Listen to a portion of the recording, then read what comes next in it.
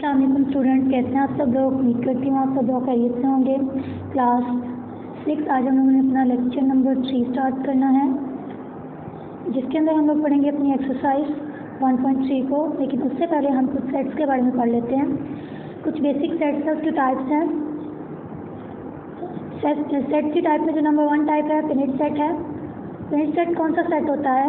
A set having a finite number of elements is called finite set. यानी कि इसमें जो नंबर ऑफ आपके पास एलिमेंट्स होते हैं वो फिक्स होते हैं, काउंटेबल होते हैं, उससे ज़्यादा नहीं होंगे। आपको एक लिमिट दी जाएगी, उस लिमिट के बाहर आप उस सेट को नहीं लिख सकते। जैसे कि a is equal the set of natural number less then 10 या b is equal the set of vowels in the English alphabet.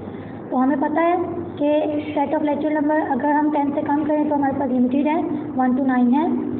या सेट ऑफ वॉवल्स हमारे पास जो अल्फ़ाबेट्स हैं वो a e i n o और u हैं, तो ये आपके पास फिनिट सेट आएगा। लेकिन अगर वो कहता है the set of population of Pakistan, और या आपको कहता है the set of hairs of your head, तो ये आपके पास अनकाउंटेबल है, ये आपका फिनिट सेट में नहीं आएगा, ये आएगा आपका इनफिनिट सेट में। तो इनफिनिट सेट की प्रॉपर डेफिनेशन क्या है? अ set having unlimited number of elements in is called finite set. जिसमें अनलिमिटेड आपके पास नंबर ऑफ एलिमेंट्स हो तो आपके पास इनफिनिट सेट होगा।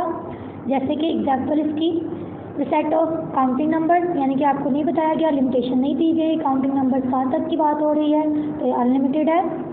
Set of odd number, set of whole number, तो ये सारे सेट्स आपके अनलिमिटेड हैं। आपके पास फिनिट सेट लिमिटेड और इनफिनिट अनलिमिटेड होते हैं। उसके बाद हमारे पास एम्प्टी सेट। एम्प्टी सेट का दूसरा नेम है नल सेट। एम्प्टी मीन्स खाली, तो वो सेट जिसमें कोई एलिमेंट ना हो।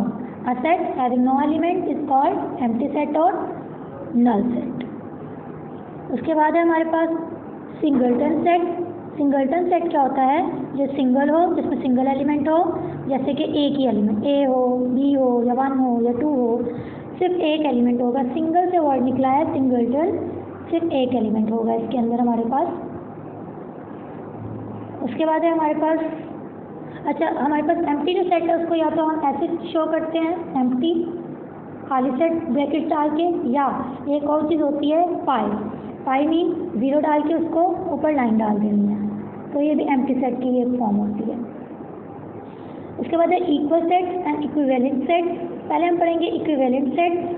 इक्विवेलेंट सेट्स क्या होते हैं? दो आपके पास सेट्स हैं, उसके एलिमेंट्स की जो नंबर है वो बराबर हो। एलिमेंट्स के नंबर से मुराद है कि आपके पास अगर एक सेट में 3 एलिमेंट्स हैं तो दूसरे सेट में भी 3 ही हो। अगर एक सेट में 4 एलिमेंट्स हैं तो दूसरे में भी 4 ही हो। अगर एक सेट में 1 एलिमेंट है तो दूसरे में भी 1 ही हो। तो इसका मतलब है, इसकी डेफिनेशन होगी 2 sets are called equivalent if and only if 1-to-1 correspondence can be established between them। इसके अंदर मिलाप हो, यानी कि नंबर ऑफ एलिमेंट्स सेम हो। नॉन इक्विवेलेंट सेट होता है वो सेट जिसमें नंबर ऑफ एलिमेंट्स बराबर ना हो। जैसे कि आपके पास है 2 sets are called non equivalent if 1-to-1 correspondence cannot established between them। जैसे कि अगर एक सेट में आपके पास 4 एलिमेंट्स हैं, दूसरे में 5 आ जाए, इस एग्जाम्पल के अकॉर्डिंग। अगर एक में 2 हैं तो दूसरे में 3 आ जाएं, एक में 4 हैं तो दूसरे में 6 आ जाएं, तो ये बराबर नहीं होगा। इक्विवेलेंट को हम शो इस तरीके से करते हैं, A arrows, left arrow right arrow B, और हम लोग नॉन इक्विवेलेंट को शो करते हैं C arrow left and right दोनों, देन उसके ऊपर लाइन बार और D। उसके बाद हम आ जाते हैं अपनी अगली प्रॉपर्टी पे, जो कि है सबसेट। सबसेट का वर्ड जो है निकला है सब मीन डिवाइड कर देना और सेट मीन सेट को। तो हमारे पास ईच एलिमेंट ऑफ ए जब दूसरे सेट में भी पाए जाएंगे बी में, तो वो क्या कहलाएगा? ए सबसेट है बी का, और उसको डिनोट किया जाता है इससे हमारे पास जैसे कि एक एलिमेंट है, एक हमारे पास सेट है ए और एक है बी। अगर ए के सारे एलिमेंट्स बी में पाए जा रहे हैं, चाहे बी में कितने भी एलिमेंट्स हैं, तो इस मीन के ए सबसेट है बी का। और इसी तरीके से वो बी सबसेट ए का नहीं होगा, क्योंकि बी के सारे एलिमेंट ए में नहीं पाए जा रहे, लेकिन ए के तो पाए जा रहे हैं, तो ए सबसेट होगा बी का। इसी तरीके से आपके पास जो नेक्स्ट है वो है, अगर आपके पास सेट ए और बी है, उसमें आपके पास ए के सारे एलिमेंट बी में हो तो वो ए सबसेट बी, और अगर बी के एलिमेंट बी में ए में हो तो ए सबसेट बी। सुपर सेट क्या होगा? सुपर सेट में आपके पास ए सबसेट है बी का, और then set B is called subset. B क्या कहलाएगा? Super set of A. अगर ए के एलिमेंट ए सबसेट बी का होगा तो उसमें बी कहलाएगा सुपर सेट ए का। इसको रीड ऐसे करेंगे, B is a super set of A, क्योंकि बी में वो सारे एलिमेंट्स हैं, ए में वो सारे एलिमेंट्स नहीं थे। आगे है proper improper set. Proper set कौन सा होता है? जब आपके पास ये सारे एलिमेंट जब कम्प्लीटली आ जाएं तो प्रॉपर सबसेट हो जाएगा, अगर कम्प्लीटली ना आए तो वो इम्प्रॉपर सबसेट। उसके बाद है हमारे पास एक्सरसाइज 1.3। एक्सरसाइज 1.3 के अंदर हमने क्या करना है? एम्प्टी सेट बताना है। The set of whole numbers less than 1। Whole number less than 1 कौन सा होता है? 0 होता है, यानी कि एक एलिमेंट है, इट्स मीन कि वो सबसेट जो आपके पास है वो एम्प्टी सेट नहीं कहलाएगा। उसके बाद हमारे पास सेकंड है the set of English alphabets between U and V. U और वी के दरमियान कोई सेट नहीं होता, कोई नंबर नहीं होता, कोई अल्फ़ाबेट नहीं होता, इट्स मीन के वो खाली है सेट, तो एम्प्टी सेट होगा ये। देन ए ओ के दरमियान वोवल्स में ए ई आई होता है, तो ई आ रहा है। आपने इसी तरीके से इसके सारे को देखना है कि कौन से सेट हैं एम्प्टी और कौन से नहीं हैं। उसके बाद आपने सेपरेट करना है फिनिट और इन्फिनिट सेट को। फिनिट जिसकी अनलिमिटेड हो, और फिनिट जिसमें लिमिटेड हो, डेटा आपके पास इन्फिनिट में आपके पास अनलिमिटेड होगा। अब हमारे पास लेटर ऑफ वर्ड है हल्ला गुल्ला। अब हल्ला गुल्ला का जो सेट है उसमें आपके पास फिनिट नंबर ऑफ लेटर्स होंगे। Set of natural numbers unlimited, number of days in a week year limited, Islamic month limited. 3, 6, 9 ये आपके पास कौन से नंबर्स हैं? ये आपके पास नंबर्स हैं वो जो 3 के टेबल पे जाते हैं, मल्टीपल्स ऑफ 3, तो ये आपके पास इन्फिनिट। और इसी तरीके से जिसके आगे डॉट्स होगी वो इन्फिनिट, और जिसके साथ डॉट्स नहीं होंगे वो फिनिट। उसके बाद क्वेश्चन नंबर 3 आपके पास find the following pairs of sets are equivalent और नॉन इक्विवेलेंट। अब इसमें से आपने बताने हैं कि नंबर्स किसके साथ इक्वल हैं और किसके इक्वल नहीं है।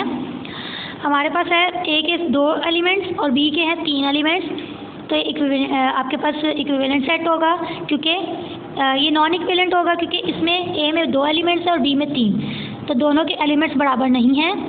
सेकंड में ए में बी है 2 एलिमेंट है, बी में भी 2 हैं, तो ये इक्विवेलेंट होगा क्योंकि इसमें दोनों में एलिमेंट्स बराबर हैं। इसी तरीके से आपने बाकियों को भी देखना है कि कितने में एलिमेंट्स, किस किस सेट में एलिमेंट बराबर है और किस किस में बराबर नहीं है। उसके बाद हमारे पास आते हैं इक्वल सेट्स। इक्वल सेट्स जो है वो ये सेट्स थे जो हमने नहीं किया, वो ये हैं जब आपके पास सेट ए और बी या पी और क्यू के सारे एलिमेंट्स बी में पाए जाएं, यानी कि अरेंजमेंट कोई भी वो मैटर नहीं करता। अगर उसमें 5 तक एलिमेंट है, 1 2 3 4 5, और दूसरे में 3 1 2 5 4 है, तो भी उसके पी के और क्यू के एलिमेंट सेम हैं। जब सेम एलिमेंट्स होंगे तो इक्वल सेट कहलाएगा, यानी कि P is equal to Q. तो हमारे पास इसमें इस वाले क्वेश्चन नंबर 4 में हमने बताना कि इक्वल सेट कौन से हैं। अब हमारे पास जो पार्ट 1 है वो है A B C D E, then second one में B A E D C. तो ए वाले एलिमेंट सारे बी में पाए जा रहे हैं, इट्स मीन के क्या है? Equal set. उसके बाद हमारे पास सेकंड पार्ट है 1 2 3 4 5, और सेकंड जो बी है इसका उसके पार्ट्स है वो क्या है? 1 + 0 1, 1 + 1 2, 2 + 1 3, 3 + 1 4, 4 + 1 5। इसको ऐड करके आप एक कंप्लीट बनाएंगे तो ये आपके पास 1 to 5 ही बनेगा। इट्स मीन के ये भी आपके पास एक इक्वल सेट्स है। तो इसके बाकी पार्ट भी ऐसे ही करने हैं। अब जैसे कि माइनस वाले हैं तो माइनस पहले करके फिर इसको बताना है। 6 में से 2 गए 4, 5 में से 1 गए 4, 4 में से 2 गए 2, 3 में से 1 गए 2, 2 में से 2 गए 0। तो ये शायद आपका सेट नहीं बनेगा, इक्वल सेट्स नहीं होंगे। उसके बाद है ए सब सेट बी, उसके बाद बी है, सी है और डी है। ए सबसेट है बी का, यानी कि ए के एलिमेंट सारे बी में पाए जा रहे हैं, ए के सारे एलिमेंट बी में नहीं प्रेजेंट, तो ये फॉल्स होगा।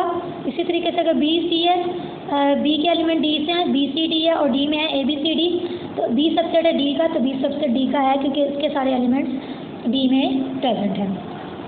तो क्लास 1.3 को आपने इसी तरीके से पूरी एक्सरसाइज को सॉल्व करना है। उम्मीद करती हूँ आपको आज के लेक्चर की अच्छे से समझ आ गई होगी। अगर किसी चीज़ की समझ नहीं आई तो आप इसको वीडियो को दोबारा देखें या अपने बुक से भी आप लिंक कर सकते हैं। डेफिनेशंस को अच्छे तरीके से पढ़ें, आपने डेफिनेशंस को याद भी करना है। नेक्स्ट टॉपिक हमारा एक्सरसाइज 2.1 होगी जो हम डिस्कस करेंगे। थैंक यू, अल्लाह हाफिज़।